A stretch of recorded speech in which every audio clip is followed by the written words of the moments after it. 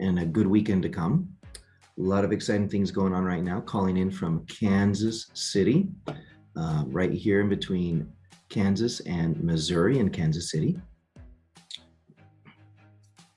Very good. While we're letting everyone in, let's see. I have a few people who are jumping in now. Announce where they're calling in from, just for a quick second. Alex Tank, do you mind unmuting yourself and telling us where you're calling in from? I'm calling from Los Angeles, Rancho Cucamonga, maybe more precise. Wonderful, fantastic place. Just a little bit south of you, in Los Cabos, San Lucas, we have Candace. Candace, can you say hello real quick? Hello, good morning. All right, thank you. And then all the way from Colombia, of all places, we have Sebastian. Sebastian, can you say hi?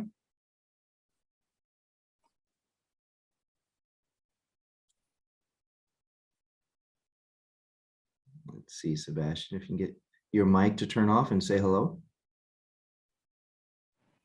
Hi, everybody. My name is Sebastian Perez. I'm from Colombia, and it's a pleasure to be here. Fantastic. So we've got Los Angeles, we have Los Cabos, and we have Colombia. My goodness, we're covering the West Coast today. That's fantastic. Hey, I want to chime in. I'm from Utah. We're moving east. Look at that. Very nice. So Utah, and then today I'm in Kansas. Let's see. Fireflies AI. I know that we've had you announce yourself before. I just can't remember where you're from.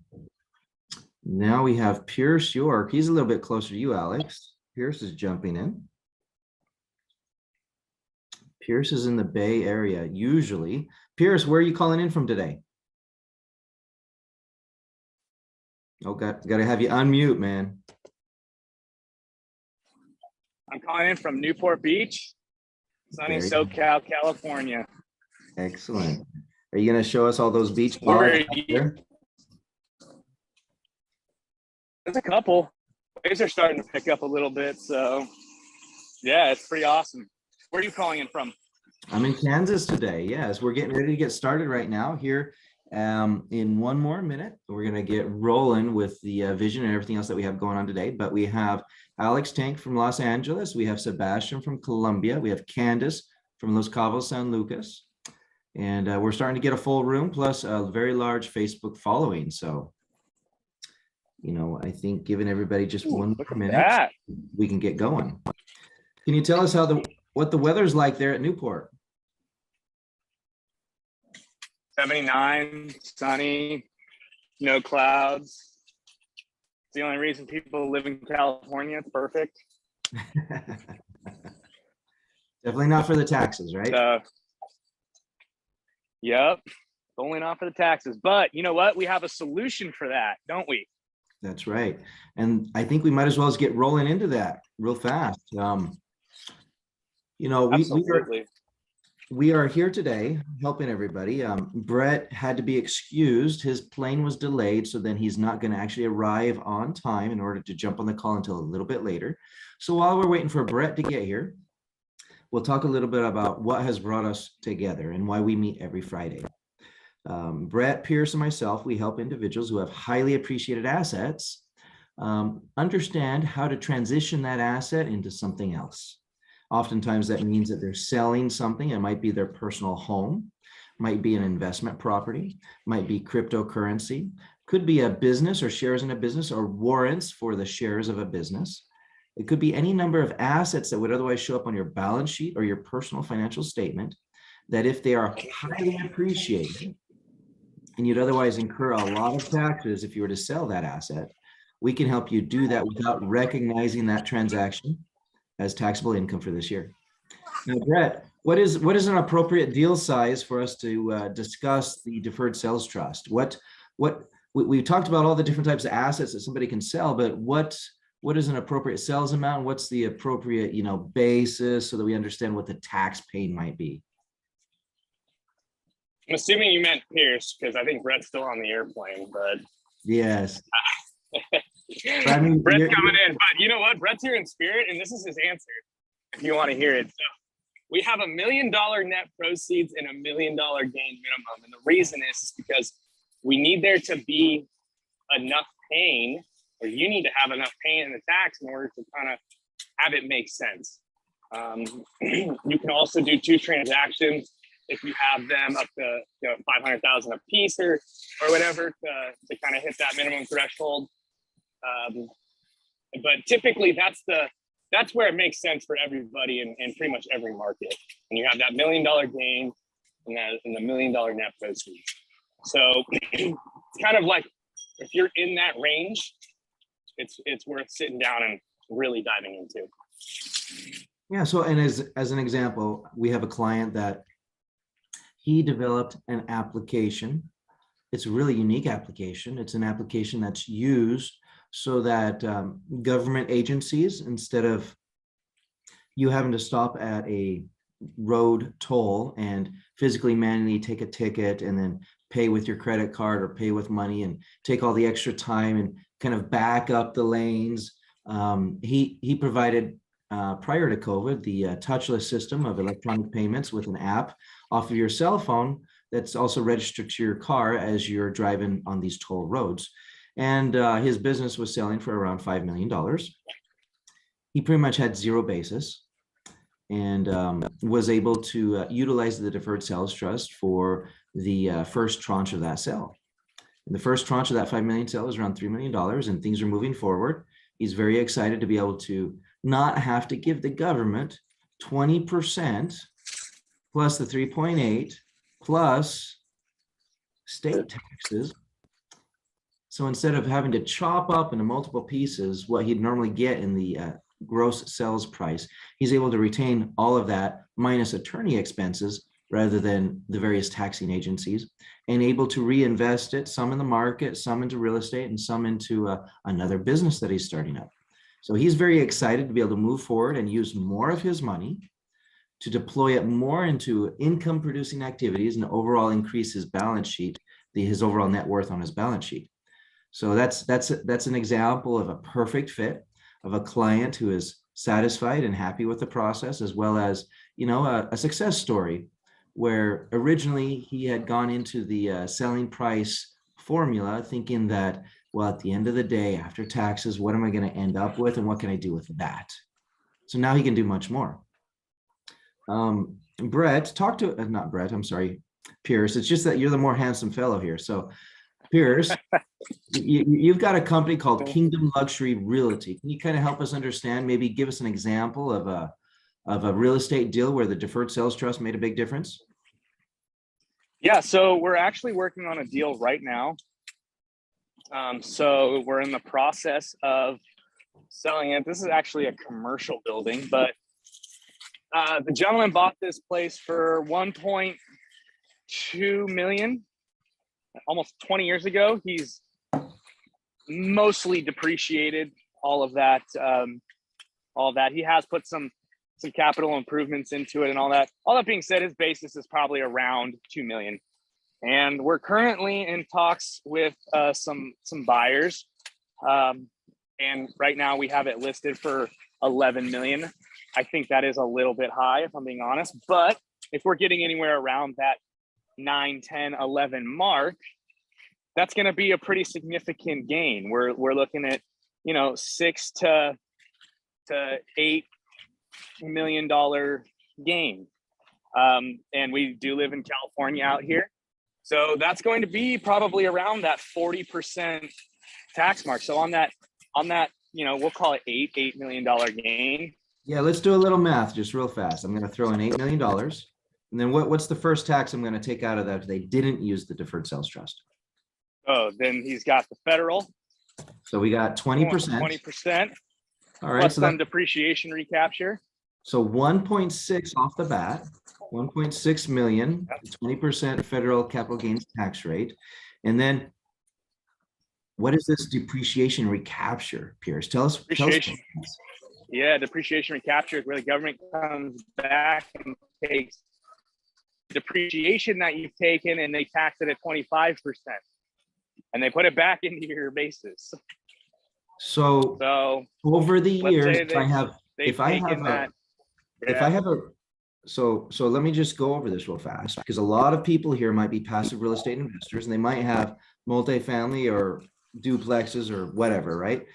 If I've been depreciating to offset my income, if I've been depreciating my asset over the years and I go to sell it, the government comes back and taxes me on that depreciation benefit that I had all of those years. Is that right, Pierce? At a higher tax rate than the capital gains tax rate.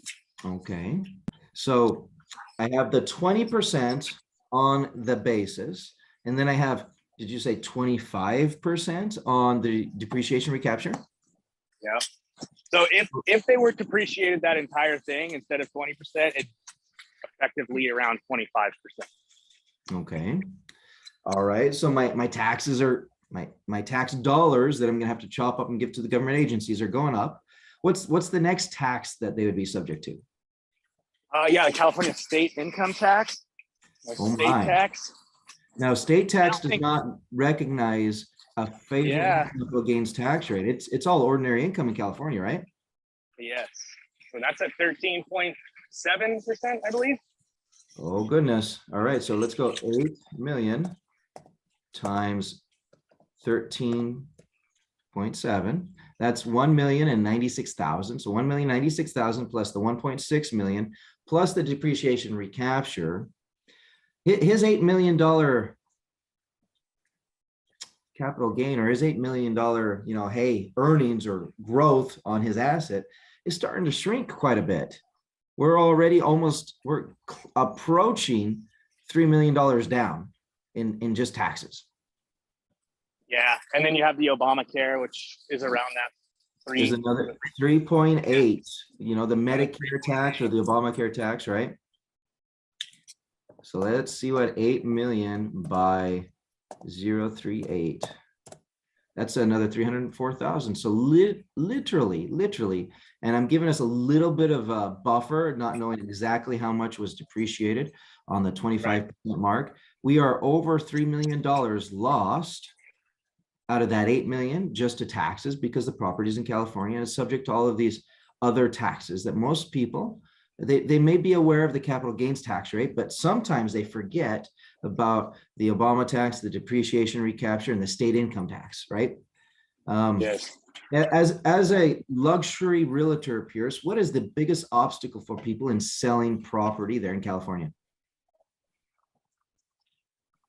We're talking about this current market. Well, speaking in general, when you go to try and list somebody's property, what is their biggest hesitation? I mean, they're usually looking at that net number, right? Yeah, a lot of times sellers look at the net and they don't factor in the capital gains tax at all. And in California, especially down here in the coastal region, right, on the luxury side, values have appreciated pretty significantly. And on the primary homes, the issue is that you don't even get the opportunity to do a 1031. You only get to have really that 121 exclusion unless you want to do something else, a charitable remainder trust or a seller carryback or what have you, right? So they only get, if they're married, $500,000 added to their basis in order to sell these properties. So, for example, there was a gentleman who bought a property back in 1988, right on the sand here. And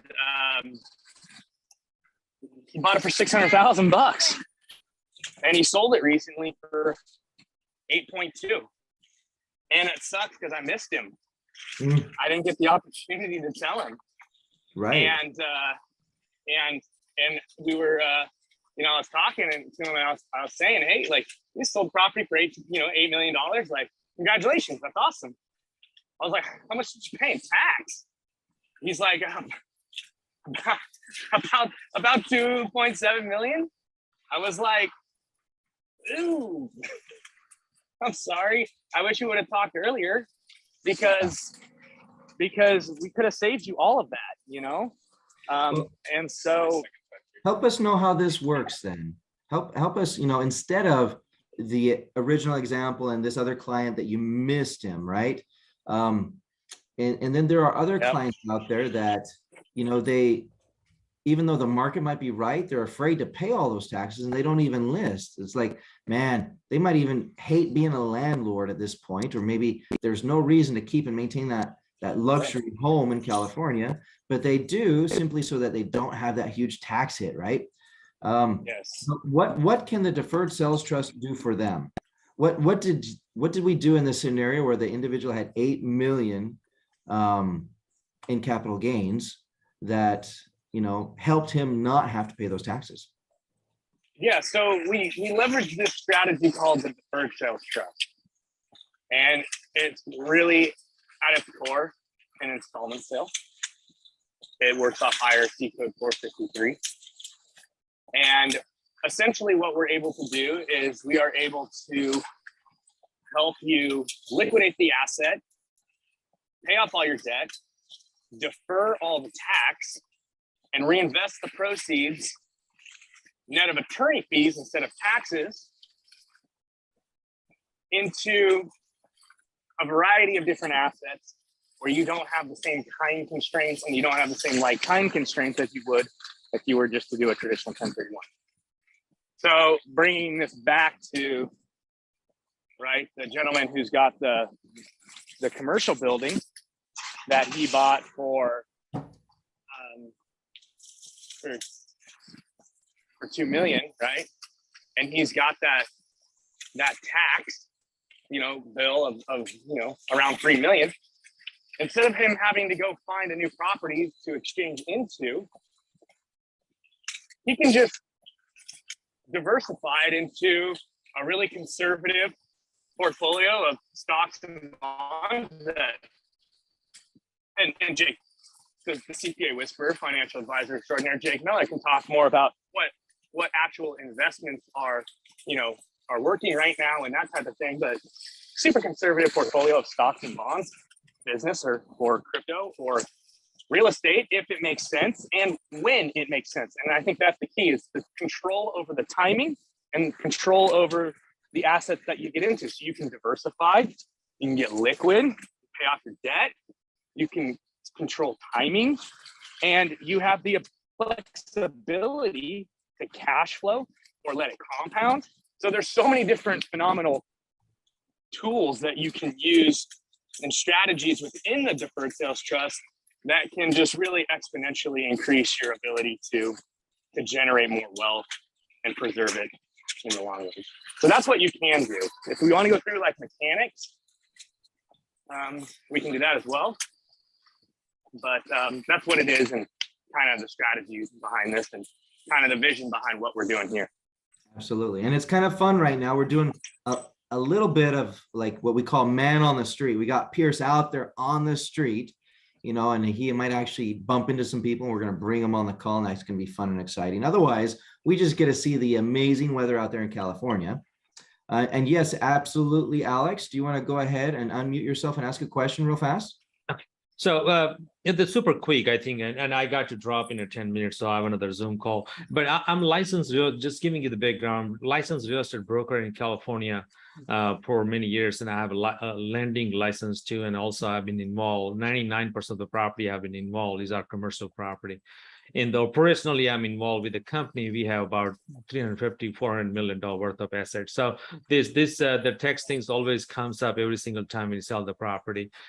You explain an amazing scenario. The peers has explained a great example of $1.2 million property purchased 20 years ago. After 20 years, you are selling for 10. But could you factor in, let's say you refinance after first 30 years, and the 5th year you refinance again, and the 10th year you refinance again, and then now you have barely 15% equity of the selling price, how the DTA is going to impact and the tax thing is going to impact. I was trying to learn a little bit more. If the time is short, then maybe you can send me the Excel spreadsheet and I can discuss after this call. Thank you. Yes, well, and we can also, so Alex, stay on the line, don't go away. This type of scenario could possibly have what we call a debt over basis issue.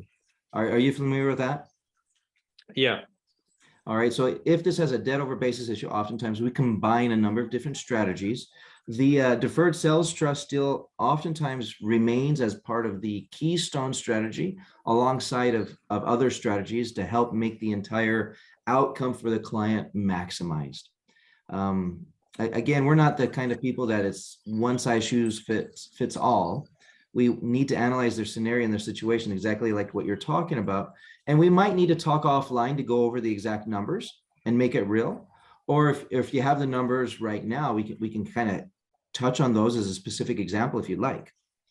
Well, I mean, the same identical scenario, the property of the hotel we purchased in Texas at $1.2 million 10 years ago. Today is about 12 million, but we have refinanced 4 times. So, I mean, we pull everything, whatever there was. So I think, I mean, if we don't want to do 1031, then how much the DTA is going to help me? So, I mean, I have learned, I've known about DTS for many, many years, but never use in an extensive basis, or we haven't created a template of the transition of DTS rather 1031. So one of the important things, because there are some areas where things become less beneficial, we like there to be at least $1 million of net gain above basis, right? And so we might also have debt over basis, but as long as there's enough basis in there, we can combine, quite likely, a Delaware Statutory Trust Fund 1031, partial 1031, not the whole thing.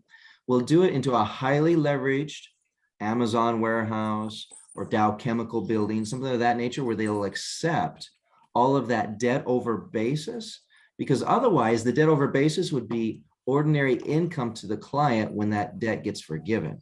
So we want to kind of avoid that major pitfall that most people sometimes aren't even aware of until after the sale actually occurs.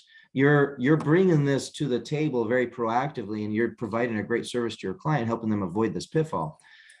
It depends on the numbers, but let me give you an example of actually a hotel in Texas. So they didn't have to worry about the state income tax, but this hotel, they had borrowed from the property several times, kind of similar to what you're talking about.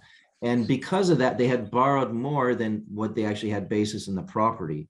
They were able, through the sales price, which was greater than everything else, they were able to put funds into the Deferred Sales Trust and only take a small piece of the cash and add that to all of the debt and put it into a partial 1031 Delaware Statutory Trust Fund that was eligible. At this point in time, we chose a Dow Chemical building that was a zero coupon offering, and we were able to shelter the forgiveness of all of that debt from the sale of the transaction. We were able to shelter that. We only had to sacrifice a little bit of cash that then is now being held in this illiquid investment of the 1031.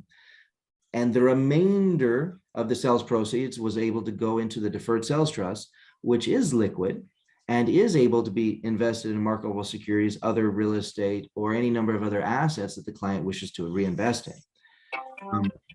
This particular client wants to wait about 1.5 years until the market where he's at comes back to where he thinks real estate is going to be a good opportunity or a good offer. He's going to be able to get real estate when it's low, in his theory.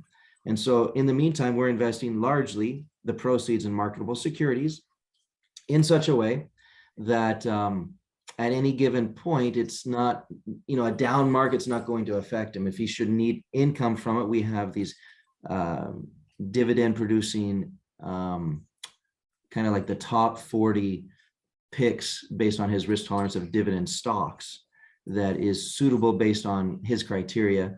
And that's a short-term play until the next real estate opportunity comes along. And so that's kind of what we're doing with them. Go ahead, Pierce. I think also it depends on how many partners you have too in that deal, right? Like if you've got 30 people in on that deal, right, and you've refinanced all the way up, and you've pulled, $10 million out, and you've only got $2 million left, but you've got 30 people. It's less than at that point, because each person would have to do their own DST, and then at which point the numbers don't really align. If you got 2 people and you've got $2 million left, and each person does one of $1 million, well, that makes a little bit more sense, right? If you've got 600, or 6 million, and you've got 6 million in equity and only 6 million on debt, and you've got 30 people, well, it seems to make more sense. At least that's like, depending upon who wants to do what, or whatever, that might be 500. That still might be too low. So it really just depends on, I think, the number of people in the deal, as well as how much you've actually refinanced out and what you currently owe.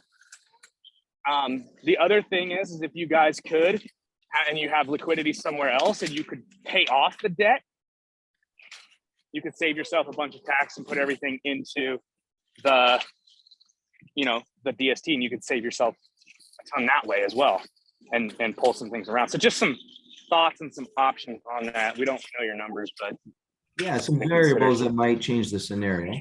Well, and Pierce, I think this is a good segue. What are some of the common pitfalls of when the DST is not a good fit? Yeah, so it's not a good fit when you don't have a high tax, a super high tax. It's not a good fit if you are really under that $1 million net proceeds, $1 million gain. It's not really a great fit if you want to take all the money out and not reinvest it.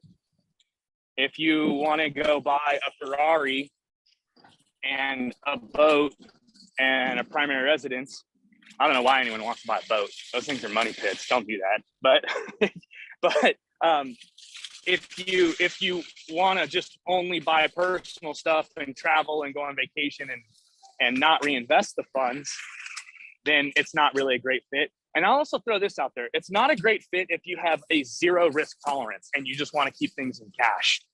Because if you don't reinvest the funds, I had a client who was going to have to pay $700,000 in capital gains tax on the sale of this lot, but they would not reinvest the money. They just saved. All they did was save their whole life. They saved. They invested in nothing. And they wanted to put it in a 1% CD.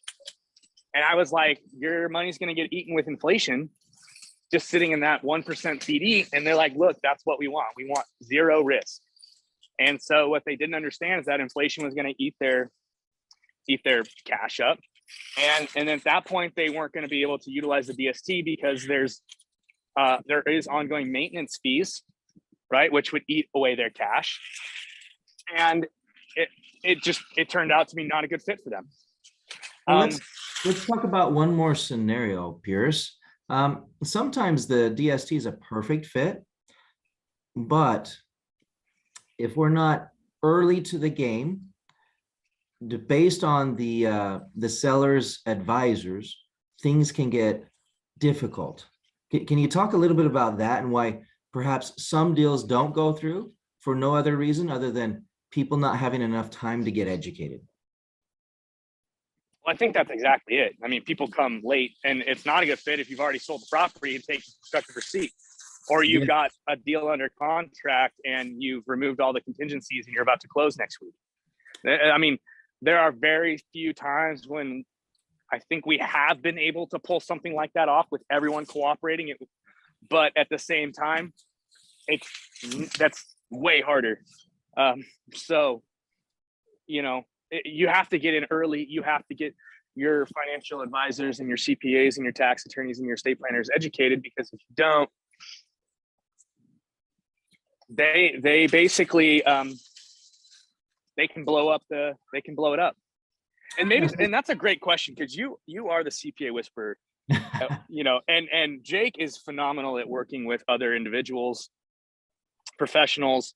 So why don't you kind of talk a little bit about some of the common objections or reason why a CPA or an attorney might say, hey, no, this is not good, or no, don't do this. Absolutely. Well, you got to understand a CPA's position. A CPA, if a client goes to a CPA or even an attorney and says, hey, I've heard about this Deferred Sales Trust. Have you heard about it before?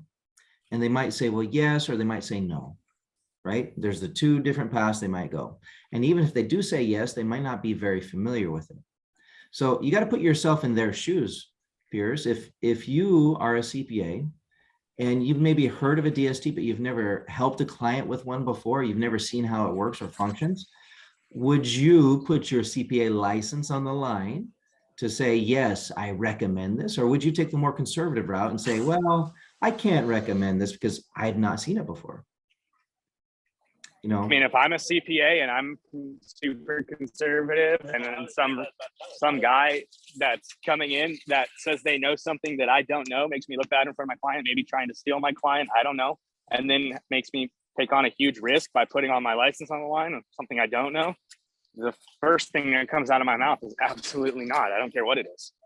Exactly. So that's why we say it's important to get in early so that we have time to calmly, with the other professionals at the table, explain what the DST is and what it can do for them. Some of them might ask the question, well, if this is so good, if this is literally the best thing since sliced bread, why haven't I heard about it before? Or why haven't I seen it done? Or why haven't I helped someone with it previously, if this is so good? And what would you say to that, Pierce? Yeah, that's a really common objection that we get pretty frequently, actually.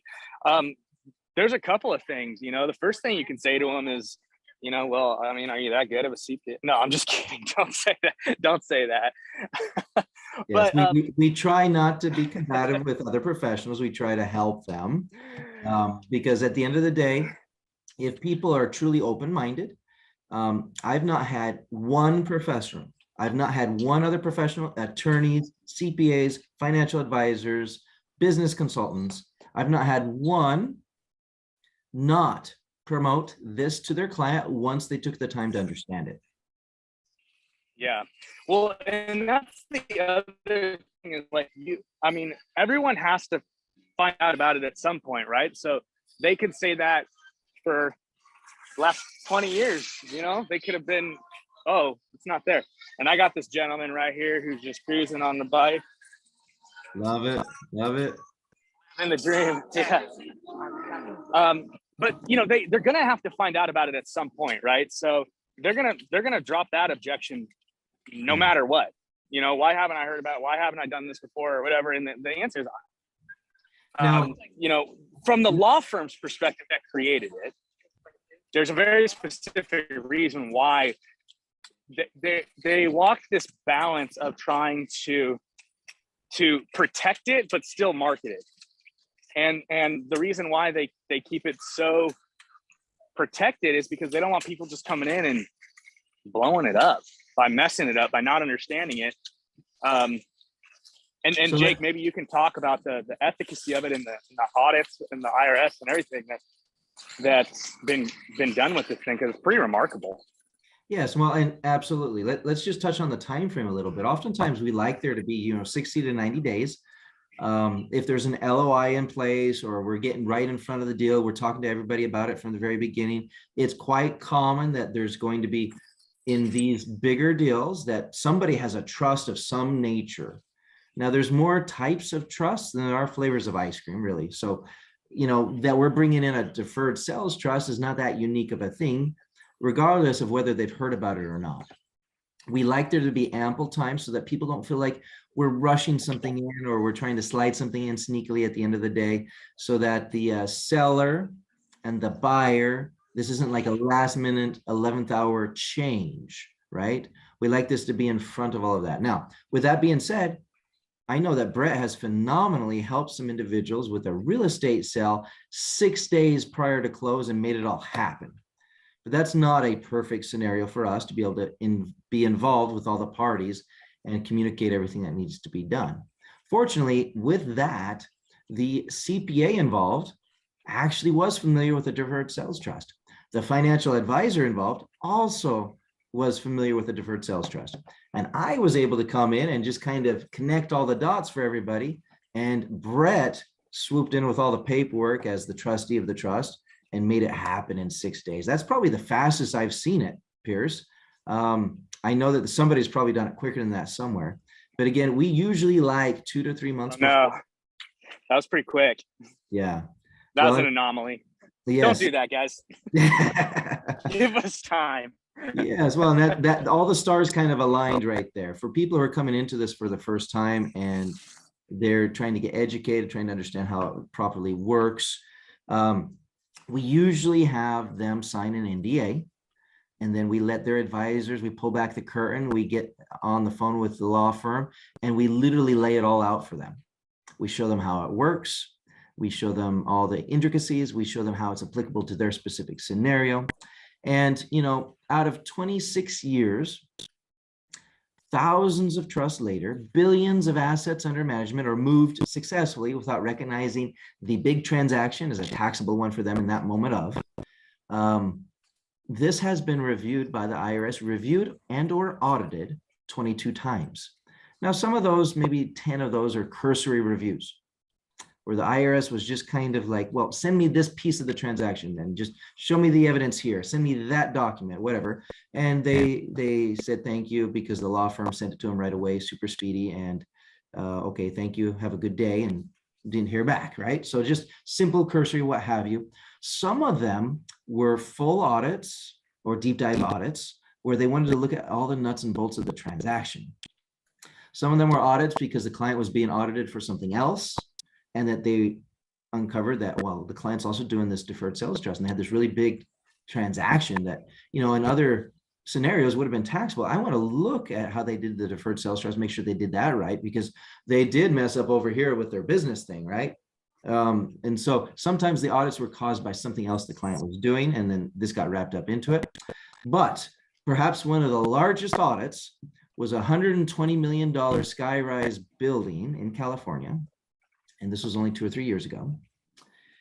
And out of 2 or 3 months, not only was it the IRS, but the state of California, which, you know, talking about 2 or 3 months of audits with the state of California, that's actually really fast. They usually take a lot longer to do an audit, right? A deep dive audit on a $120 million transaction, they came out of it with a 0 findings and a 0 change. Now, any CPAs or tax attorneys here on this call, I don't know if you're going to believe me, because when does that ever happen? Now, for the real estate people on this call, think of an IRS agent as a building inspector doing a 4-way inspection. Pierce, with a 4-way inspection, they got to check the framing, got to check the insulation, they got to check the wiring, they got to check the plumbing and HVAC, right? If they've got to check all those 4 things on the 4-way before they can say, yes, proceed and keep constructing your new building, the building inspector, to justify their existence, they have to find something. It's like that outlet is not far enough away from the corner of the wall, or that insulation, or this wall needs to be moved, or that bathroom's not ADA compliant, what have you. They have to find something. Now, if they find something that's egregious enough, like, hey, this wall needs to be moved, that's a change that the inspector is going to ask that you do before you proceed with any more construction. An IRS agent is the same. If in an audit they are finding things that are red flags, they'll notice them. And there might be small penalties or fees, or it might just be, hey, I noticed this thing. It might just be something simple. But to justify their existence, they have to find something, right? As well as if it's egregious enough, just like the building inspector, the IRS agent will say, well, they messed up here, and we're going to talk penalties and fees and fines and maybe something bigger. However, 26 years, thousands of trusts, billions of assets moved successfully without this being a recognizable transaction for tax purposes, and 0 findings and 0 changes ever in the history of this trust, this business trust. That is a phenomenal thing. That's something to get excited about, Pierce. That's something that, you know, if somebody wants peace of mind, or they wonder why or how the tax firm can provide lifetime audit protection and they themselves represent you before the IRS if it's ever audited, well, you can acknowledge that they do that because they're hitting 1,000. They're batting 1,000. They have a perfect track record, and they want to protect that image. And of course, protect people from abusing this strategy. As you mentioned earlier, Brett, Pierce, I keep calling you Brett. It's, again, you're the more handsome of the two, right? So you have to try and understand that the law firm has a very selfish desire to maintain a perfect strategy. When I say a perfect strategy, one that has never been disallowed before the IRS, one that has never had any findings or any changes in any of the cursory or deep dive audits that it's had. Now, I said a lot of things there. I don't know if there's any comments or questions there, Piers? Yeah, I was gonna say we should let's open it up for questions, because we've definitely been talking a lot. So I think we've covered most of the bases. It's amazing, you know. So we have any Very questions? good. Very good. We're 40 minutes into it, and we've touched on a lot of bases. We answered some questions. Alex was here for a short period of time. He seems to be a luxury realtor. He has a big deal on the table, and the deal has some complexities, right? It has a debt over basis issue. We're going to help him look at those numbers. He left us his phone number. We're going to contact him later and kind of help him understand how this may or may not work for his specific deal and his client's situation. Does anybody else here have a comment or question or client situation that they would like to ask?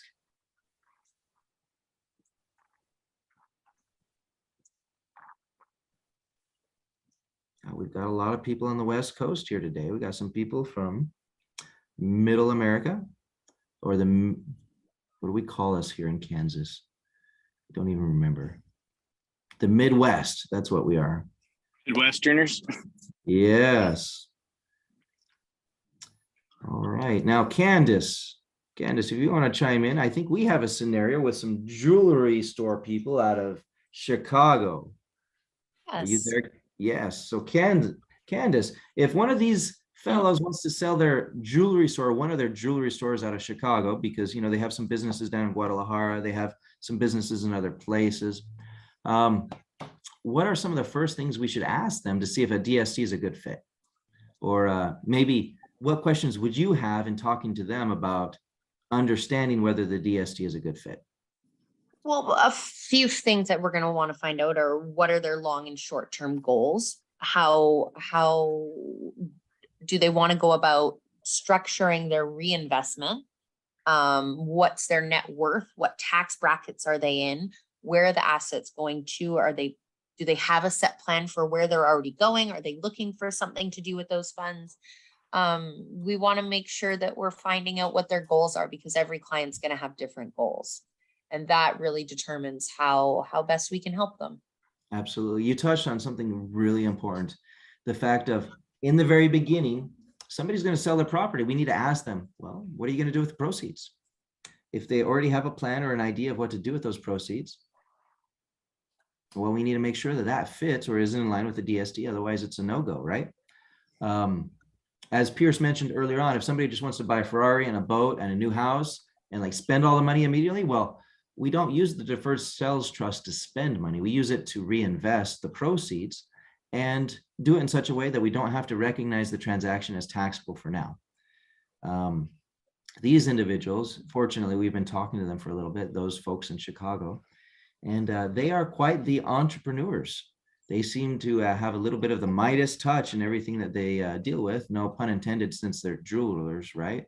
But they plan to reinvest in multiple places and in multiple countries, but because of their presence and their assets in the United States, in order to avoid the tax on the transfer of that asset, transferring the business into cash, so to speak, we're going to sell the business and we're going to receive proceeds. To avoid United States tax on that asset, we need to do something to make that, to either offset it or to make it unrecognizable in the year that it occurs, which the Deferred Sales Trust could be a great tool for that. Anyway, I appreciate you sharing a little bit of info on that client that we're working with, Candace. Of course. Any other questions you think that they might have on our next conversation? Oh, they're probably going to want to know more about what the best way is to go about that. How do they set things up so that it lines up already? How best can they get us to the point where we need to be so we can do our job? Right. So that oftentimes means that we need more information on their deal. And maybe Pierce, can you kind of touch on some of the big points again? So again, first and foremost, when we meet someone for the first time, we're trying to decide whether or not the DST is a good fit for them. We ask them, what are your plans for the proceeds? Do you want to reinvest them or do you just want to spend them, right? What should some of the next questions be that we need to know from them to know if the DST is a good fit, Pierce? What are your time horizons? Yeah, if there's an LOI already in place, if the deal's already happened, or if it's going to be in 1 or 2 years or 1 or 2 months, right? Yeah. And then if there is a contract or an LOI in place, right, have contingencies been removed? I think that's another really important question. Yeah. So even if money hasn't transferred, it is possible that the deal is done. and that legally they are, legally they've taken contractual receipt, even if they haven't received the money yet. So we have to be aware of that term. And for more information on that, I mean, obviously you can reach out to us directly and understand whether or not contractual receipt has been taken by your client or by yourself. And if we need any further clarification on that, we can also schedule a time and a meeting with the attorneys, the very same law firm that created this strategy, and make sure that we look at it from all angles. Pierce, if somebody like Alex, who left us his contact information, if somebody else here or somebody who views this later wants to reach out, how do they reach you? Yeah, you can find me on my website at kingdomluxuryrealty.com, and you can get in touch with me there. We also have a podcast that Brett and I do a co-host with, that you can learn a whole bunch of different stuff from some awesome guests. And you can find that on iTunes or Spotify or wherever you download podcasts. So you can find us there. It's called Capital Gains Tax Solutions Podcast. And rate, review, subscribe on that. Comment, post, all that good stuff. And you can definitely find us there as well. Very good. Wonderful. That's kingdomluxuryrealty.com, right? Yep. Very good. Awesome. Now, if people want to reach out to Brett, he's got a little booking tab on his website, which is capitalgainstaxsolutions.com. And if you'd like to reach out to me, strategictaxsolutions.com or 1-800-773-1848. Now, if we were just to repeat what our vision is really fast, Pierce, what kind of final message on our vision can we leave everyone here today? The overarching vision of the strategic alliance and the companies, or this mastermind? This mastermind with the DST. Yeah, so the vision for this is to provide a platform for us to come together, answer questions, explain and educate on the Deferred Sales Trust, also to get to know one another and provide just a group of people to come together to solve problems, bringing up, real live deal stories like Alex did is a great place. This is a great place to do that, because we can talk through different solutions, different, whether or not this is a good fit. We can all learn and grow together. So that's the vision here. Absolutely. So anybody with a highly appreciated asset, be it real estate, be it cryptocurrency, be it a business, whatever asset that otherwise would fall in your personal financial statement, could be a copyright, could be a book, could be a music label, could be all kinds of fun things. If this is going to be a highly appreciated asset where over $1 million sales price and over $1 million net gain, and the tax paying is sufficient enough that you'd like to be able to reinvest those dollars rather than paying them to the various government agencies, let's talk about how a deferred sales trust can better serve you. Come to this panel discussion. Alex asked if he could ask a question, and of course, that's why we're here today, not only just to talk, but to talk about your real life cases and deals and your clients' deals. So please come next time, every week, every Friday. Here we are. Subscribe, view, hit the little like button, and tell your friends. Thank you. Thanks, everybody. Have a good one. Bye-bye now. Bye. Bye-bye.